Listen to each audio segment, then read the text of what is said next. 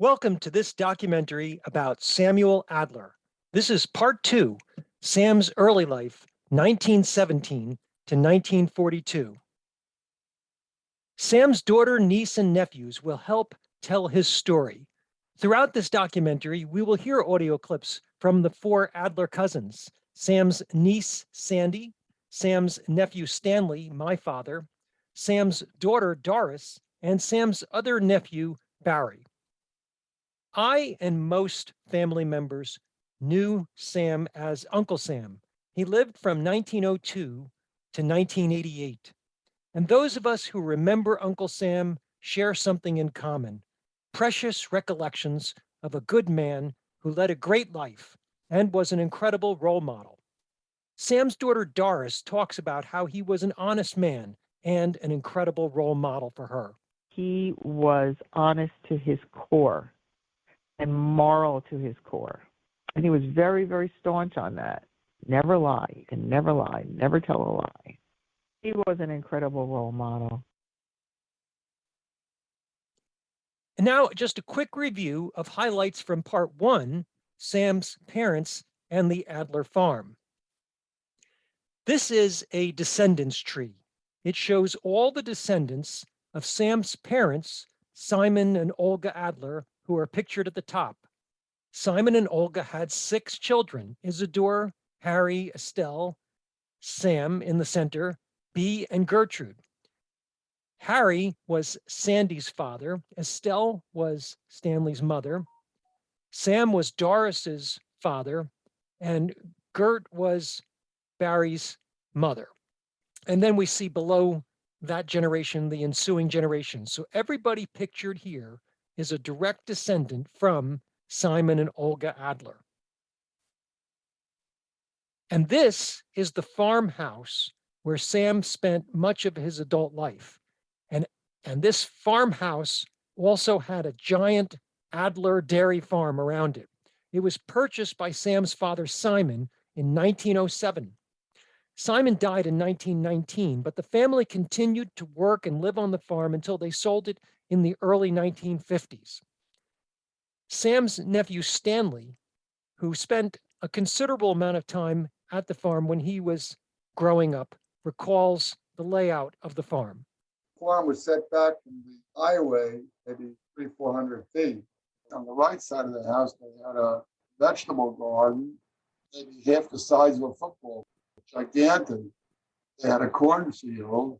We used to go play cornfield, hide and seek. The maze, it was like a maze. The farm was just overpowering.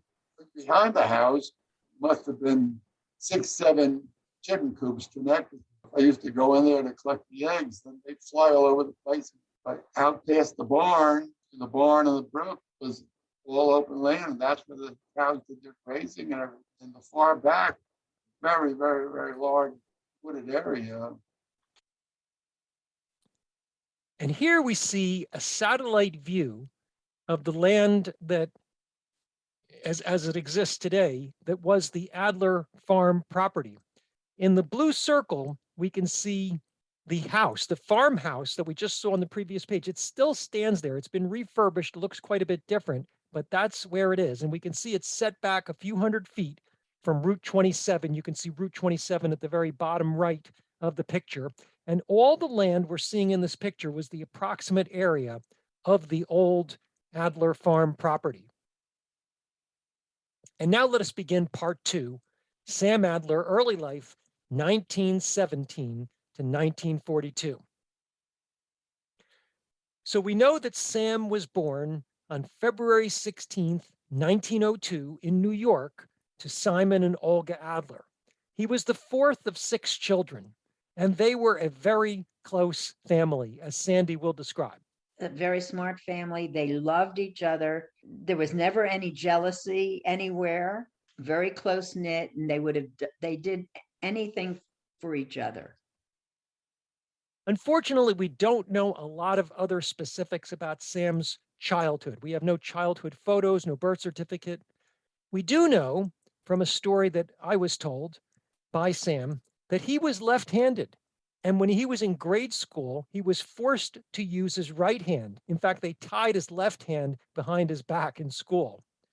We don't know where they lived when they were in New York in Sam's very early years, but we do know they moved to Franklin Park, where the farm was, in 1907 when Simon bought the farm. And the family maintained a very high moral standard. Everyone was raised to respect others. Sandy will discuss this Adler family credo. You have to understand about this whole family, and I know they all felt this way. And I remember I was a young girl, and I don't know what the conversation was with my father, but he said to me, I want you to remember, if you see a person lying in the gutter, that person is no better than you and deserves as much respect as you do. No one is better than anybody else. And that's how we were brought up. And now Doris will discuss how Sam used to lecture her when she was growing up on not judging people. He was so empathetic to people that were down. He would say, you don't judge an Indian until you step into his moccasins. What he's saying is, you can't look down on people or look up to people or look at people and judge them because you really don't know what their life is like. And it was part of his fabric. Now, Sam rose to become a prominent attorney in the New Brunswick, New Jersey area. And the New Brunswick Daily Home News effectively serves as like a public diary for Samuel Adler during his adult life. We will now follow his life chronologically through the newspaper stories beginning in 1917. So the first time that Sam is mentioned in the New Brunswick Daily Home News is when he is 15 years old in this article that appeared on June 18th, 1917. Sam is named as one of the many students that volunteered to enroll in the Junior Industrial Army.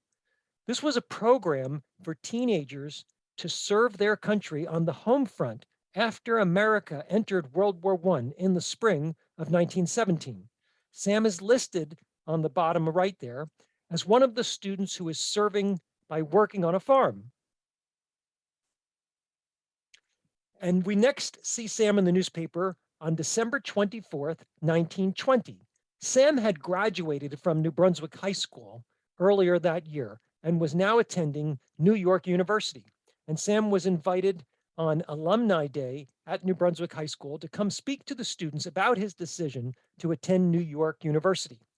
And as the article reads, the second speaker was Samuel Adler.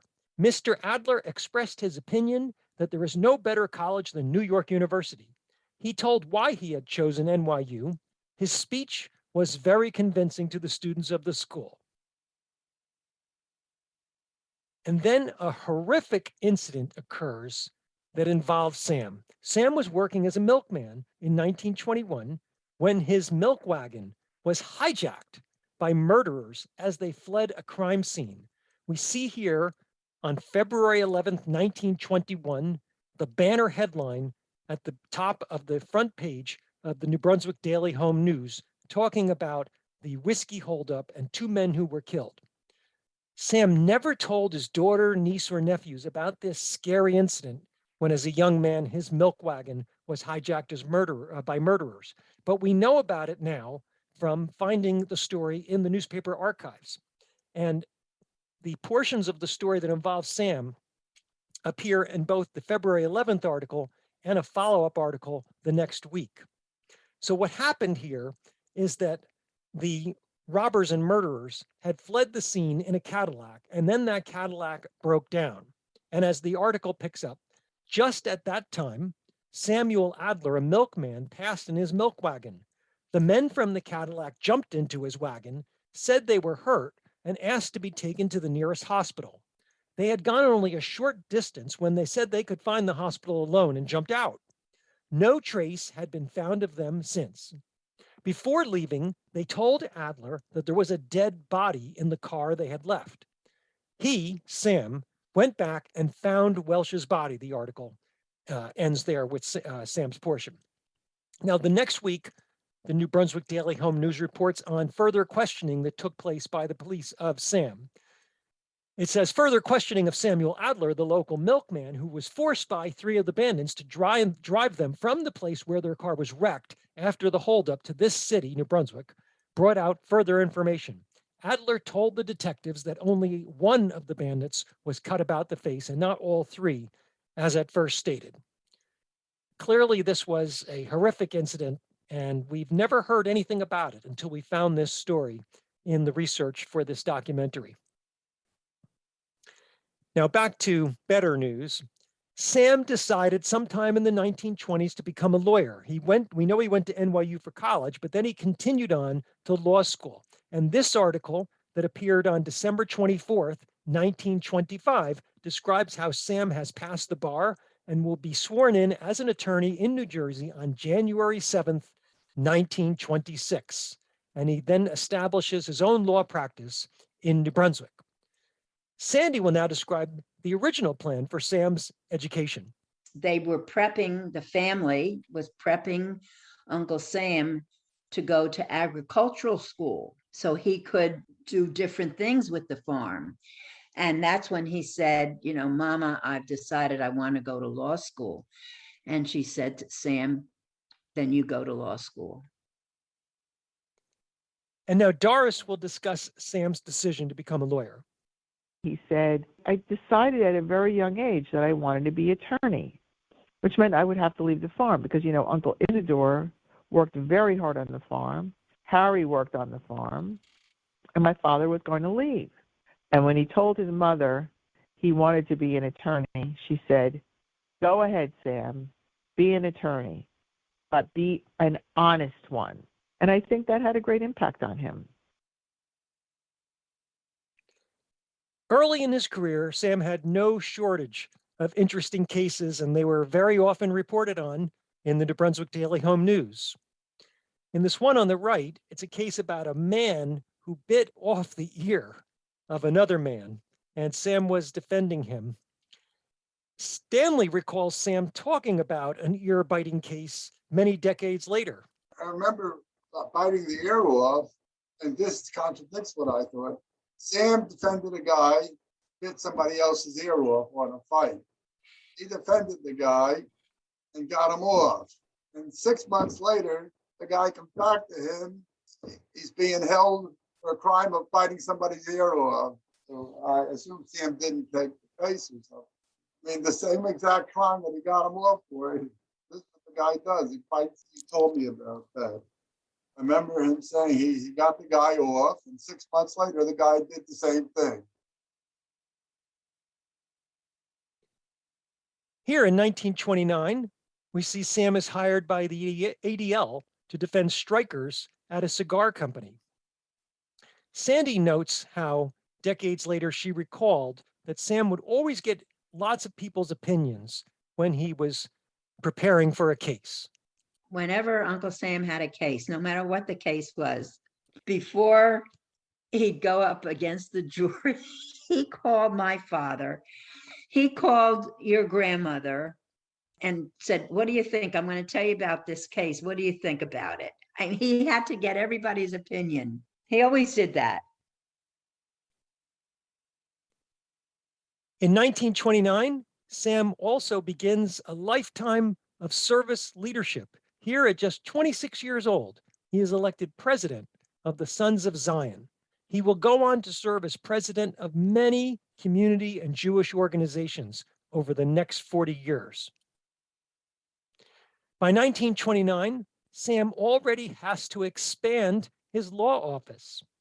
This August 22nd, 1929 article describes him moving to more spacious quarters, and it also provides us some interesting information about the places where he studied law and the law firms he was associated with before he opened his own practice. And here we see a murder case that Sam tries in 1929. We don't know if this was the first murder case Sam took on, but we do know that Sam never lost a murder case in his career. Now, in this particular case, the defendant later changed his plea to guilty of manslaughter. Perhaps Sam found out that the defendant actually committed the murder and encouraged him to plead guilty to the lesser charge. Family members indicate that Sam would have never defended someone he thought was actually guilty of the crime, as Doris will describe. My father, he was the most moral person I have ever met. So he would never have it in his heart to be able to put his efforts into defending someone that he thought was guilty. Never. And here's an amusing newspaper error that takes place in 1930. So on this particular day, June 30th, 1930, the New Brunswick Daily Home News had a front page article about an investigation of a man named Samuel Stamler.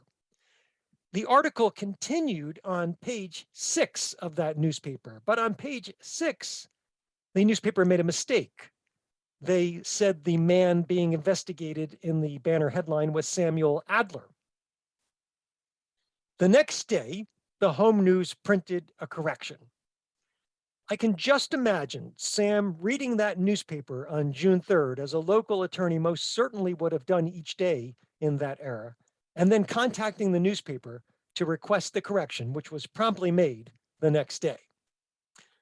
The interesting thing about this story is its connection to a somewhat similar story that occurred in the Adler family just recently.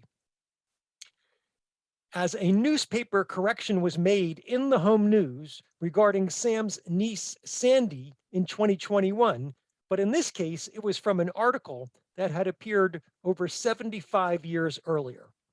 In a page 7 article in the October 10th, 1945 Daily Home News, 2 names were inadvertently switched in a paragraph about an event at Lord Stirling School in New Brunswick. In the paragraph was this sentence: the ensemble under the direction of Mrs. John Enck played. Taking part was Sandra Marola and Judith Adler. Those names were mixed up. It should have been Sandra Adler and Judith Marola. The 2 of them were best friends at the time, and we can see their yearbook pictures here next to each other. In 2021, I came across that 1945 newspaper article and found the error and reported it to the Home News, and the Home News printed a correction. They put their correction on the front page of the July 4th, 2021 Home News. Now back to Sam. We see a story in 1931 where Sam helped save a black man in an accidental death case. The man had driven off as he feared being lynched when his car struck a 15-year-old girl who had run into the street. One reason why nephew Barry feels that Sam was so successful was how he spoke honestly to the jury, something that Sam coached Barry on after Barry became an attorney. No, just about what he told me about, how to deal with juries and how to really be straight with them, because the juries could see that. I mean, they could understand, or they could feel what Sam was telling them. They would just be able to know that, when he said it and the way that he said it and the way that he handled himself, that what he said was, the honest to God truth. And that was just his personality. And that was his moral compass. Absolutely. And here also in 1931, we see Sam is representing members of a union who were expelled from the union, workers who were expelled from the union. And Sam, in making his speech in court, said, "If trying to better one's lot in life, endeavoring to find work in order to give one's family food and clothing, and to preserve one's home is radicalism, then most of the decent law-abiding citizens are radicals." In 1932, Sam has to expand his office yet again. Here is the first time we see Sam being associated with Lou Mezzi, his longtime friend and ultimately partner many years later. At this point in time, though, they are sharing office space, but they are not yet legal partners. Here is another front page story involving Sam. This time he wins a murder case. And nephew Stanley recalls that Sam never lost a murder case. Well, that's as far as I know. He had 8 or 9 murder cases and didn't lose any of them. I don't know any details. But fortunately, we do have some details from the home news stories. So in this case, Sam was successfully able to prove that it was a self-defense situation. As the article on the right side says, after Adler made an impassioned plea for Jones on the basis that the Negro was ambushed while out hunting and that he fired only after being shot at. Barry also discusses Sam's legacy of never losing a murder case. One of the other things that I really found amazing, I believe he never lost a murder case. I happened to look something up because I knew that not guilty verdicts in murder cases were rare. I looked up a statistic today, and not an official one, but they said that 90% of murder cases end with guilty verdicts. I never tried a murder case. I really didn't do very much criminal work. I would have been petrified to have a murder case just because of the type of stress that you have on you. If you lose that murder case, I mean, there's a chance that person could be executed. For him to have tried 7 murder cases and gotten acquittals in all those murder cases, to me, is just an unbelievable statistic. I've lost cases. My old boss used to tell me, show me anyone who has never lost a case and I'll show you somebody who's never tried a case. I just thought that was a really amazing statistic. And again, that's something that he always really stressed about, how you have to be straight with the jury, because if you are, they will believe you. Sam's daughter Doris recalls another story that she was told by her father about an unusual murder case involving voodoo that Sam won. Some of the cases he had were crazy cases. He had a woman that was from the West Indies, and she killed her baby. Now, she believed in voodoo, and someone had put a curse on her and her baby. At some point, she believed that the baby was an animal and was cursed, and so she had to put it out of its misery. That was one of the murder cases that he won. The home news also routinely reported on the whereabouts of prominent citizens in New Brunswick when they left on vacations in the 1930s. And so we can track most of Sam's vacations through the 1930s. In 1930, he took an automobile trip to the southern states with his friend Louis Mezzi. In 1931, he visited Lake Hopatcong, where the newspaper said he rode a 24-foot speedboat. In 1932, Sam was back to Lake Hopatcong in northern Jersey, where he may have met Charlie Chaplin's first wife. And in 1933, Sam sailed to Jacksonville, Florida, where he then boarded a train to Miami. In 1934, Sam visited Florida again, this time via steamship, after winning another murder case. In this 1934 article on the right, they report Sam at Lake Hopatcong again, and they account how Sam met heavyweight boxing champion Primo Carnera there the year before.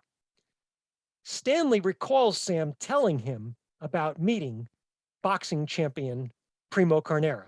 He said he went on a fishing boat, and one of the people there was Primo Carnera, who I don't know about the time, but was at one time the heavyweight boxing champion.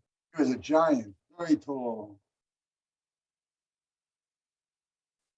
In 1936, Sam took a very long winter trip to Miami. The newspaper reports that he set sail from New York to Florida on January 25th and didn't arrive back home until March 10th. In 1937, Sam goes west. He spends a very long time out in California and other Western states. We don't know exactly when he departed, but this short April 29th, 1937 article notes that Sam was already vacationing in California.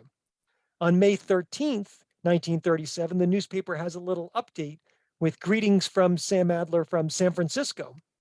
And finally, in June, the newspaper reports that Sam has returned home after several months. Sam was also somewhat of a comedian. He frequently wrote comedy skits for various charity functions.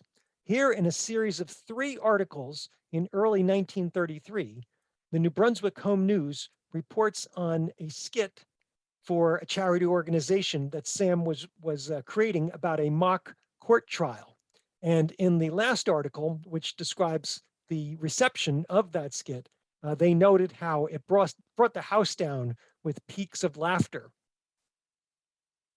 In 1938, the newspaper reports about another mock trial skit that Sam produced for yet another charity event. And in 1937, the Home News reports a funny story about Sam. It says, attorney Sam Adler was among those who became confused by the Thanksgiving holiday and thought the following day was Monday. The lawyer appeared at Hotel Woodrow Wilson, where the Tall Cedars of Lebanon holds its regular Monday noon luncheon. Ah, heck, today isn't Monday, said Sam. Sam was also a speaker. Here we see an article where he is set to speak at the Citizens Civic Welfare League luncheon. As Doris talked about, Sam loved to be in front of crowds and tell stories. My father loved to tell stories.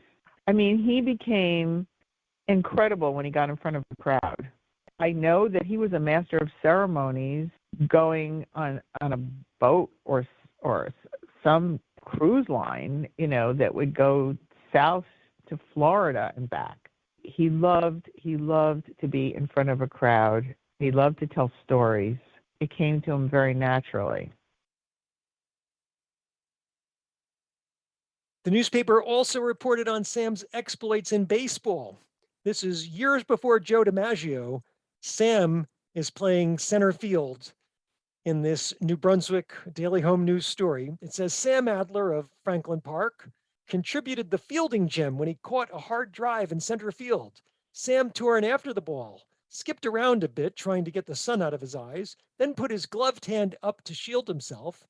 The ball landed solidly in the center of the glove for a clean putout, Sam was informed. Sam was also a golfer, although no one would confuse Sam with Sam Snead on the links, but he was still a winner. According to this article in 1933, Sam scored 73 for a round of golf with a 60 handicap. Meanwhile, the Depression was threatening the dairy business. In this January 24, 1933 article, Sam is representing the Somerset County Farmers Organization in their efforts to see what can be done about the price of milk, which has dropped below the cost of production and is leading some farms to ruin. At just 31 years old in 1933, Sam is really making a name for himself. This article describes how Sam was extended an invitation to have lunch with the governor of New Jersey. And at 33 years old, the Home News celebrates Sam's success, saying Samuel Adler hasn't reached the top of the ladder yet, but he is climbing fast, and exemplifies the adage that where there's a will, there's a way. And here in 1935, we see the first of many times that Sam's picture is in the New Brunswick Daily Home News. Now remember that picture with Sam's mustache. That same year, in 1935, the newspaper noted that Sam attended the Lindbergh baby kidnapping trial. Taking place in Flemington, New Jersey, not too far from New Brunswick, this was the most famous trial in America in the 1930s. And this is an actual archived picture of the Lindbergh baby trial with defendant Bruno Hauptmann on trial. Now, here's the interesting thing. Almost nobody in this picture has a mustache, except the one man standing in the back side of the room that is circled there. Now let's take a closer look at him. Here's the man standing in the back of the room at the Hauptmann trial, and a picture of Sam that had appeared in the newspaper a few months later. Could this be a picture of Sam at the Hauptmann trial in 1935? I'll let you decide. Now, while Sam was practicing law in New Brunswick each day, he still went back home to the farm each night. Here we see a picture of the family on the farm sometime in the 1930s. That's Olga, Sam's mother, on his left in the chair, Bee sitting next to her mother, Sam in the middle with his hands folded, and right next to Sam is his brother Isidore, who was managing the farm, and a family friend sitting in the chair. The New Brunswick Home News had some fun over the years telling stories about the farmer attorney. Here is one of a couple of bull stories that appear about Sam in the newspaper. It says attorney Samuel Adler gave friends William Gonch, Herman Moselowitz, and attorney Maxwell Hoffman a thrill the other day when he took them to the Morton farm in Franklin Park to see the bull that gored its owner fatally. Armed with a protecting club, Sam circled around one of the herd, only to discover that the bull was a cow. Be careful, admonished Sam, as he led the visitors to another part of the field where the bull was grazing. Moo, shouted fellow lawyer Max, and Sam went into a fast sprint. The bull, which paid little attention to the onlookers, was finally observed at length while Sam stood still. A few years later, there was another bull story about Sam in the newspaper. Attorney Sam Adler arrived at his Franklin Township farm just in time Sunday afternoon to prevent a herd of cows from leaving the property and possibly reaching the highway. The bars around the pasture had been taken down by some city cousins from Brooklyn, and the cows moved out to a cornfield and were heading for the road. The stampede was halted by Sam, who managed to get the cows back to pasture. Shortly thereafter, the second of the heavy storms broke. Doris recalls a similar bull story that Sam told her. A bull had gotten out of a fence because they had a dairy farm. And so there was a bull there, and the bull had gotten out, and my father tried to get the bull back into a fenced area, and he got hurt.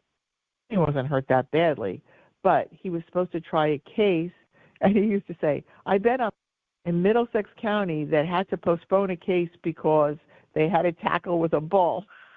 It's not the kind of bull that most attorneys tackle with.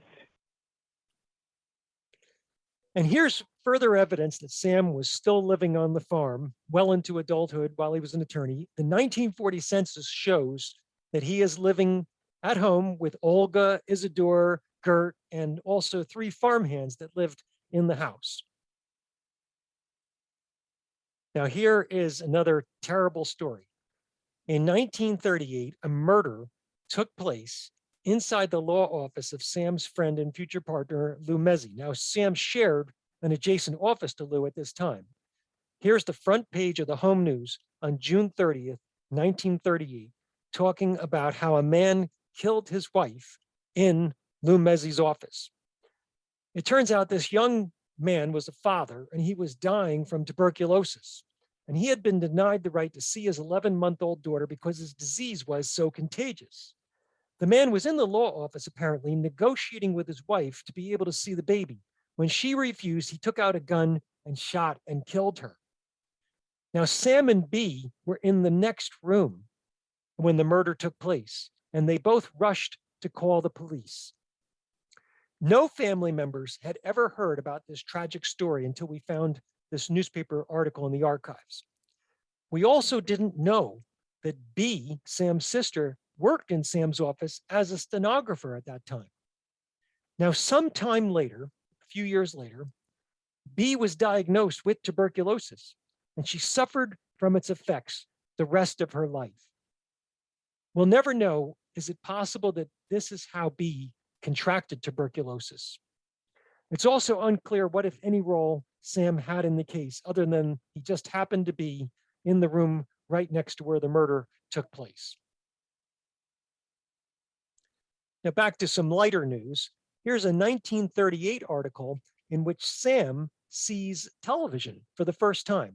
It says attorney Sam Adler had his first glimpse of the newest marvel of the era, television, last night when he accompanied Will Bolton, our television columnist, to Passaic, where a program transmitted from New York was observed on a television receiver at the Allen B. Dumont Laboratories. Adler expressed himself as amazed at the clarity of reception. Sam was also a member of various Masonic orders, as documented in this February 25th, 1940 article that says, active in fraternal affairs, Mr. Adler is a member of the Masonic orders, the Masonic Order, the Elks, and the Tall Cedars of Lebanon. Doris discusses Sam's membership in the Masonic Lodge and his moral standards. He belonged to a Masonic lodge. I have the hat out right now. I was looking for something and I found that hat. It's a beautiful hat, the like fez hat. And they had a whole set of moral rules.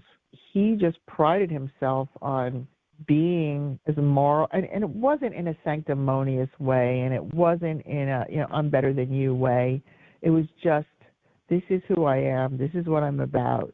He used to have a saying, and actually it was a poem about the man in the glass. The story was, at the end of the day, whether you're rich or poor, if you can look at that man in the glass and say, I respect you, then, you have reached your own epitome. And that's how he felt about himself. Now, the first mention of Sam ever making a political speech in the newspaper was in 1931, where he's making a speech for the Democratic Party. And he says, the good Republican Party of Lincoln has died. The Democratic Board of Freeholders has employed more colored people than any other legislature. The Democratic Party has done a great deal more for the Negro race.